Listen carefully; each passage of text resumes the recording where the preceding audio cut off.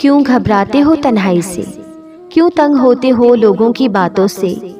کیوں تکلیف میں رہتے ہو بدلے ہوئے رویوں کو دیکھ کر؟ مخلصی کے صلے کی امید کیوں رکھتے ہو کسی سے بھی؟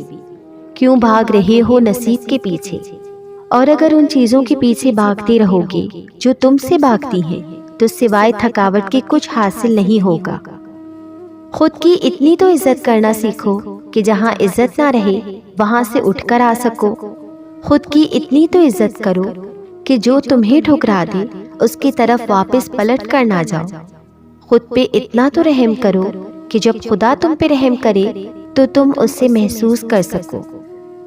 لفظوں کو نہیں اپنی خاموشی کو اتنا پر اثر بناؤ کہ بولنے والے اس خاموش زبان سے گھبرائیں۔ جس نے بے رخی سے دروازہ بند کیا ہے، خبردار جو اس دروازے کو دوبارہ کھٹکھٹاؤ۔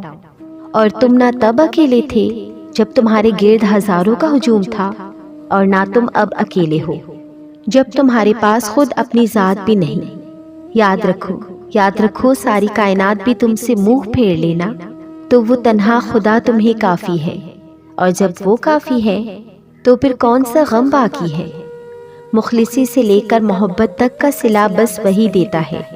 دنیا نہ تمہیں کچھ دے سکتی ہے اور نہ تم سے کچھ لے سکتی ہے۔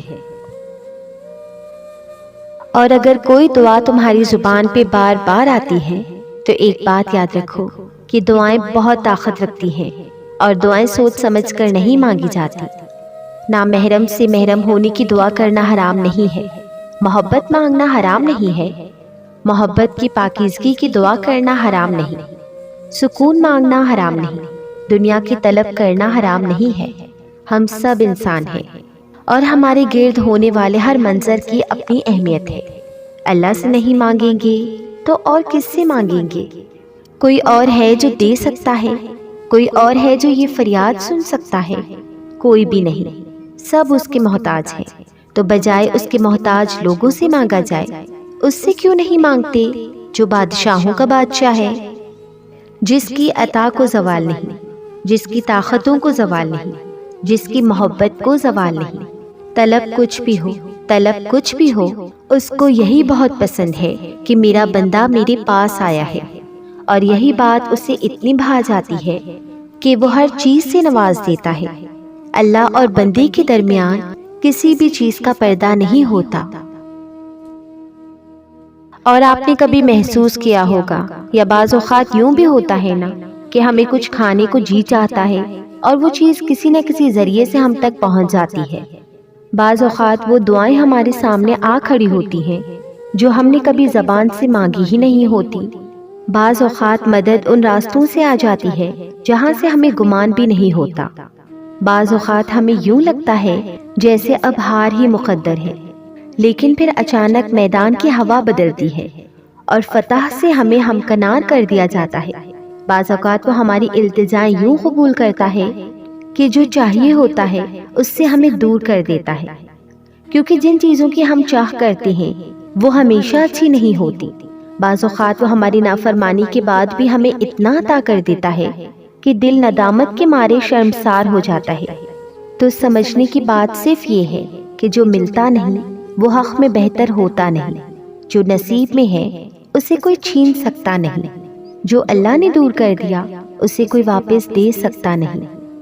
ہمیشہ وہ نہیں میسر ہوتا جو دل کو بھاتا ہے، لیکن وہ ضرور میسر ہوتا ہے جس کی ہمیں ضرورت ہوتی ہے۔ مصلحتیں ہماری سوچ سے بہت مختلف ہوتی ہیں۔ جب ہماری نیت صاف ہوتی ہے تو اللہ دیر سے ہی صحیح مگر ہمیں وہ ضرور عطا کرتا ہے جس پر ہمارا دل مطمئن ہوتا ہے۔ اللہ انصاف کرنے والا ہے، اللہ انصاف کرنے والا ہے۔ وہ کبھی اپنے بندوں کے ساتھ نا انصافی نہیں کرتا، وہ معاف کرنے والوں کو پسند کرتا ہے، یقین رکھنے والوں کے لیے معجزے کرتا ہے، محبت کرنے والوں کو اپنی محبت سے نوازتا ہے۔ سب سے بڑھ کر یہ کہ وہ کسی کو بھی خالی ہاتھ نہیں لوٹاتا، انہیں بھی نہیں جو اس کو مانتے نہیں۔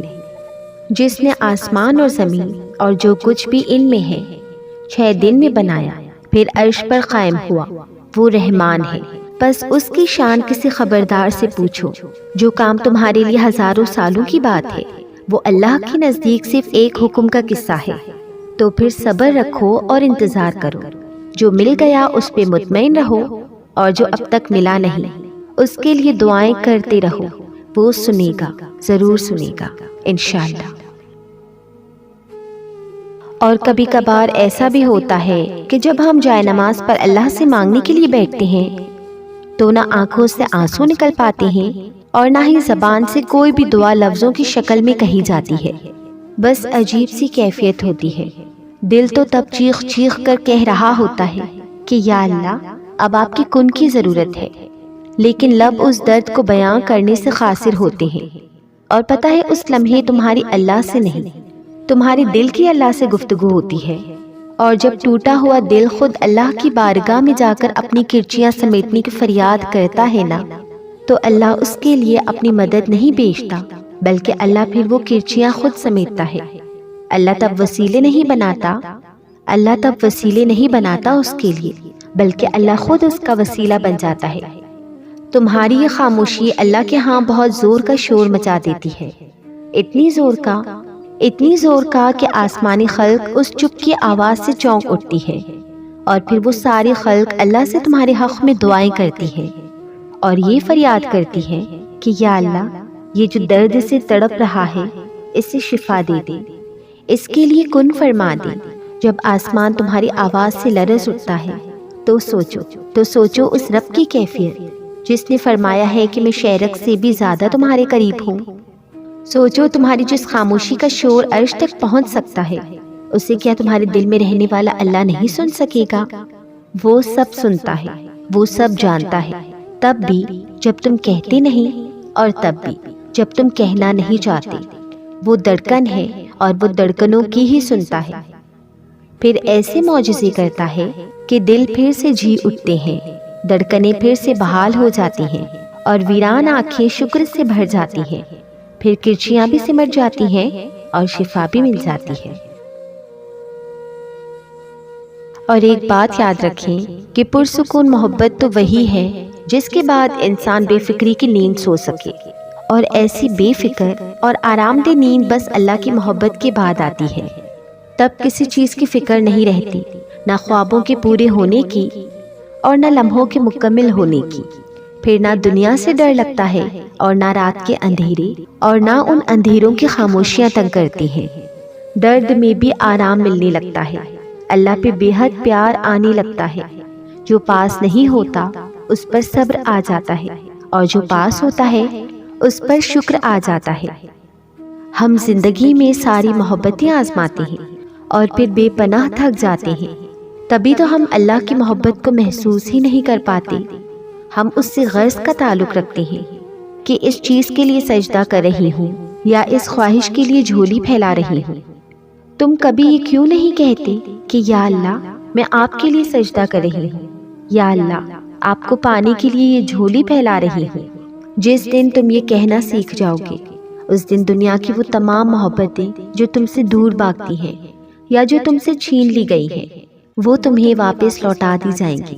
اور جانتے ہو اس دن تمہیں ان محبتوں کی بھی طلب نہیں رہے گی، کیونکہ اللہ کی محبت نہ انسان کو اتنا مکمل کر دیتی ہے کہ پھر کسی اور چیز کی گنجائش ہی نہیں رہتی، اور پھر انسان صبر اور عشق کی اس انتہا کو پہنچ جاتا ہے جہاں اللہ کی رضا کے سامنے سب قربان کر دیا جاتا ہے۔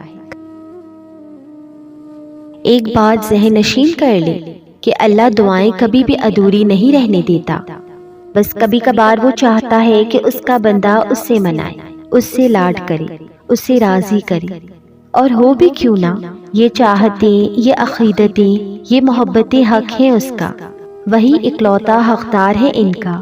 وہ تو ناراض بھی ہو تب بھی محبت کرنا نہیں چھوڑتا ہم سے، اس کی تو ناراضگی بھی اتنی پیاری ہوتی ہے۔ ضد تو ہم کرتے ہیں، وہ تو راضی ہو جاتا ہے اور پھر اتنا عطا کر دیتا ہے جس کے ہم قابل بھی نہیں ہوتے۔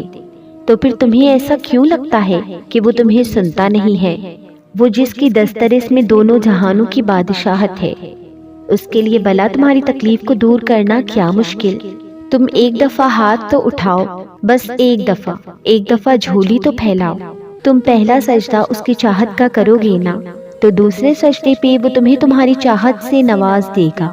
بس ایک دفعہ اللہ کو اللہ کے لیے چاہ کر دیکھو، اور پھر دیکھو ہوتا کیا کیا ہے۔